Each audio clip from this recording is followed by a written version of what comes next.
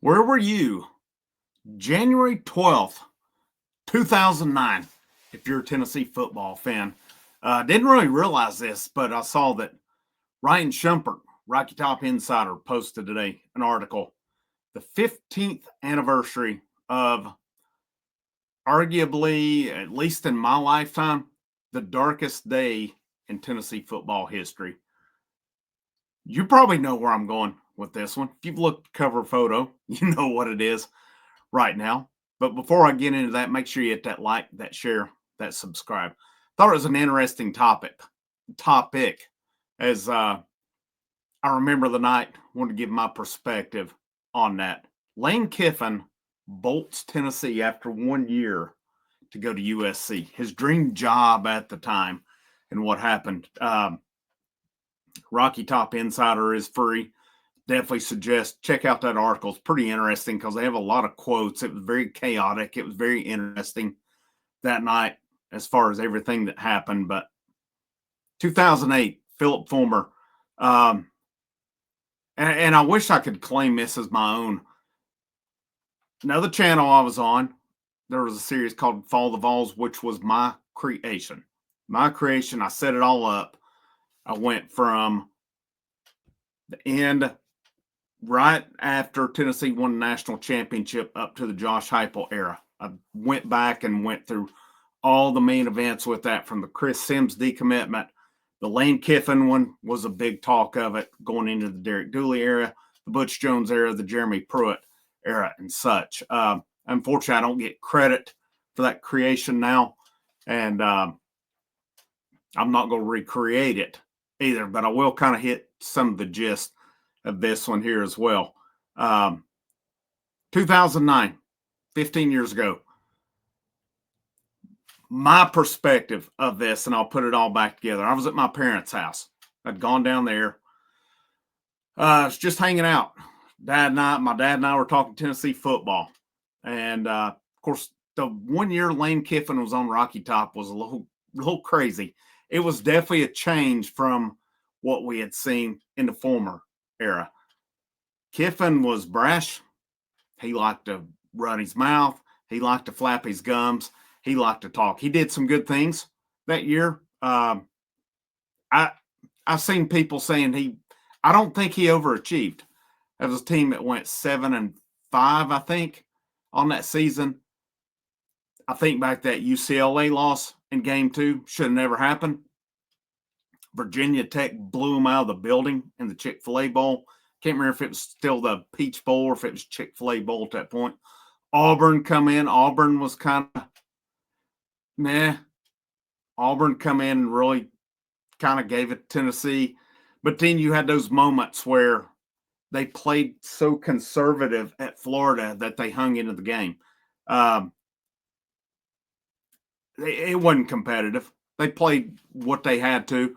Jonathan Crompton was the quarterback, and Jonathan Crompton ended up becoming a pretty good quarterback.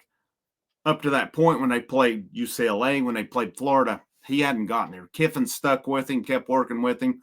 All of a sudden, the Georgia game comes, and they blew Georgia out. It was a fun day. Crompton looked great that day, and he really played a whole lot better the rest of the way. Then come the Alabama game. Daniel Lincoln, the worst kicker that's ever kicked at Tennessee, and I have no problem saying that. I don't know how many games Tennessee lost because of Daniel Lincoln, and I normally don't throw guys under the bus.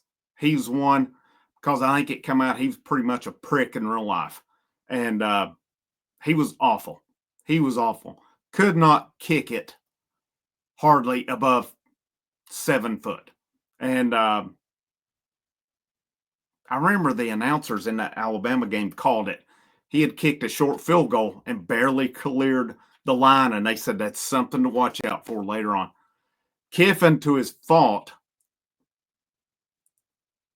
Tennessee got an onside kick, went down the field, and they elected to just run clock down to kick a long field goal. Only problem is you had a kicker you had Mount Cody that blocked it. It was such a sick feeling, and felt like Tennessee had a real chance to win that game. And that really kind of set the program off for ever how many years. I feel like there. Beat Georgia, had some pretty good wins along the way, decent season. I don't think by any means Kiffin underachieved or overachieved, but his recruiting, he was starting to recruit at a high level. He was getting in players that the bigger schools wanted. And it looked like things were starting to, maybe this season, 7 wins, but where are we going with this? Because Crompton was graduating, looked pretty good. You had a guy coming in, mid-year enrollee by the name of Tyler Berry, which we know of. Chris Sims was coming in as well. That was going to be your quarterbacks looking, and it still ended up being that under Derek Dooley. But looking at that Kiffin era, I still sat there on that night. That actual night before it happened, my dad and I were talking. Kiffin, a little crazy. Dad's like, he won't be here long. You wait and see. And I was like, I argue. I was like, you're wrong. He loves it here. He's going to be here for the long haul. And I remember on my old flip phone at the time, VolQuest text message comes in. And I saw the number. I can't even remember what the number was. It's like, I bet we just got a commitment here. And I pull it up and it says, Tennessee is in search of a new coach as Lane Kiffin has accepted the job at USC. I was in shock. And I looked over and my dad is like, you're right. Kiffin's gone to USC. And I left. I was torn up. I was mad. I got home. I had the freaking It's Time shirts. And I got in. My wife and I both had one. I called a buddy of mine who we went to games a lot. And I could tell when he picked the phone up, he had not heard it because he just made a joke and was like, did you see the news? He's like, what are you talking about? I knew then. We both are Raiders fans. We liked Kiffin when he was a Raiders coach. Al Davis threw him under the bus. We thought he did some pretty good things when he was with the Raiders. Kicking a 70-yard field goal, Sebastian Janikowski, probably not it. But overall, it felt like there was some life in the program, some life in the franchise. And then, Al Davis said all these things, and Al Davis was crazy. Al Davis called a spade on that one. Kiffin left. I got home. My wife and I both had the It's Time shirts. We went to the Western Kentucky game that year, went to numerous games. And I went there and went all Hulk Hogan, ripped it right in half, ripped them, threw them in the garbage can. That was a dark night in program history. And again, I want to share my experience with it just because I remember that. I remember, the burning of the mattresses, all these things. Brent Hubbs, VolQuest.com, the infamous guys, it's true. I didn't see him break I got it via text message that night. But later on, when I got on the VolQuest and I see the guys, it's true. And that's probably the most infamous or most infamous post in the history of VolQuest. Now, he did have one this week when Mike Keith accepted the job. Guys, it's true. But that one didn't hold the same weight that the Lane Kiffin one did. And again, people were on the Lane train. They were hyped up. Yeah, he was. Where would the program have went? I don't know. I think there would have been some violations, but he was recruiting at a high level. And it would have been really interesting to see where the program would have gone. I will venture to say it would have been better than the crap we watched with the Derek Dooley era, though. As Mike Hamilton panicked. Remember this. This was before I was a teacher. I was doing electrical work. And I'm not going to give the source. I didn't get any inside information, but I made a connection with a big-time donor at the time. His name is on buildings in Knoxville. He wouldn't give me much on it, but I was, at the time, doing electrical. We were in the plant that this guy owns, Bristol, Virginia. And I don't even know if this dude's still alive or not, but I saw him and in the building next day. We talked Tennessee football some. I said, what in the world's going on here? what's happening. He told me point blank. It's a true story. He said, I talked to Mike Hamilton last night. We went through. He said, I can assure you we're going to get a good coach. That's all he said. He said, I can't tell you anything else. They've talked to or nothing. But he said, I can assure you we get a good coach. Now to this day, I know I was lied to because we got Derek Dooley in the process. And, that search went on. You heard about, David Cutcliffe may be the guy, but he wants to bring his staff. They turned that down. Mike Hamilton was enamored with Troy Calhoun of Air Force. I don't even know where Troy Calhoun of Air Force is at today. As a matter of fact, I meant to look this up, and I want to see where he is at today. Troy Calhoun, football coach. He is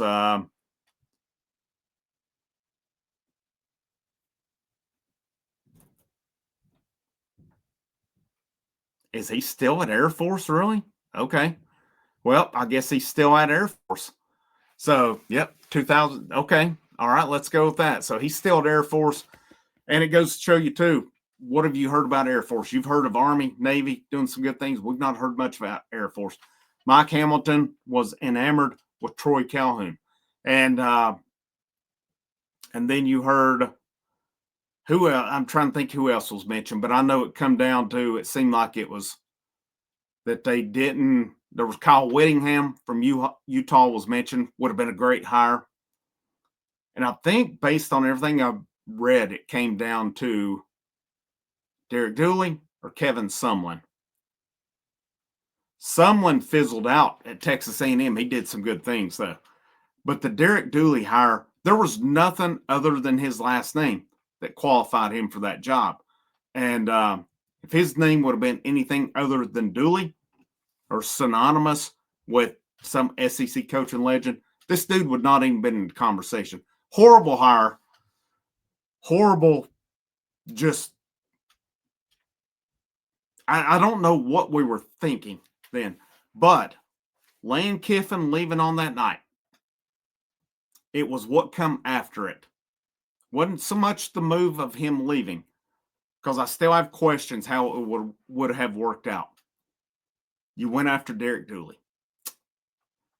That was the beginning of the end of Tennessee football for a long time. And Josh Heupel now, as the fan base ridicules, criticizes every decision. Yeah, I question some stuff too, but this program is at the best place it's been a long time. Butch Jones was close. Butch Jones got in his own way. He let Dave Lawson go. He let John Jansen. He listened to the fan base. You don't always listen to the fan base, and I'm part of the fan base as well. You don't always listen to that feedback along the way. And but that night though, it was it sucked. It was like Tennessee football. We all have them on a pedestal. We all think Tennessee football is one of the great programs, and it still is.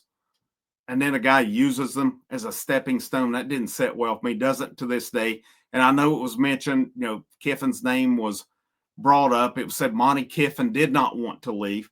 God rest Monty Kiffin. He seemed like a pretty cool guy when he was here. But, what do? Your son goes, you're following your son. I get it with him. I think Lane Kiffin has regrets about it because he got canned on the tarmac with USC. Fitting for him. He has rebounded, went to FIU, doing a good job at Ole Miss. But, here's the thing, the mustard bottle, the golf ball stuff, a couple years, Heupel's first year, 2021. And some of these reporters out there like, well, I don't get why it's happened. You don't know then. You literally have no clue. Marty Smith is one. I lost a lot for Marty Smith on that night. I always used to like Marty Smith. And him he was like talking about the environment that night, and then he just deleted his tweet, said, I'm not going to tweet that out. And then he's next day trolling, trying to get Kiffin to tweet. I lost a lot for him because why were people upset? It goes back to 2009. That's why people were upset with Lane Kiffin. And then coming up that game, he trolled the Tennessee fan base. The officials in that game were horrific. It was the perfect storm. Lane Kiffin, horrible officiating, a botch spot, a touchdown taken off the board in that game, and people wonder why the Tennessee fans were upset that night. Any reporter who did not know that night needs to go to the house and take a nap and be done with it and do your research. And, Marty's one of them. Marty, I know, is very highly respected, but that night I lost for him because that was sorry reporting, or whatever you want to call it, by him, by not having a better clue on that one, especially when his buddy McGee is a Tennessee grad, and McGee probably has a pretty good idea on it. But that's my recollection of that night. I don't know if I would have put it out without the Shumpert article, but there was a lot of connections I thought made my view of it pretty interesting here as well. But the bottom line is Tennessee went on a 12-year downward spiral. The Heupel era, the first year was pretty good. Again, Jones had them close. But we know how the Jones era ended. It ended in debacle. It led to freaking Jeremy Pruitt. And I put a video out last year. I said, my fandom got tested with Jeremy Pruitt. And with Philip Fulmer openly proclaiming Jeremy Pruitt will be the football coach next year here after year 3, I said openly, if Jeremy Pruitt and Philip Fulmer would have returned, I'd have thrown the towel in and been done. Thank goodness that the leaders at the University of Tennessee had better sense than to bring back that clown show. And, but yeah, that's part of the debacle of Tennessee athletics. Be grateful where it's at now. Yes, I know and I get there's things that need to be questioned along the way. Yeah, we question the portal. It's a new era, all this. We're in pretty good hands right now. Let it play out. Let it play out, because I can tell you one thing. We could be back in that hot mess that was known as 2009 through 2021 again. Frank, House of Orange, last but not least, it's always a great day to wear the orange.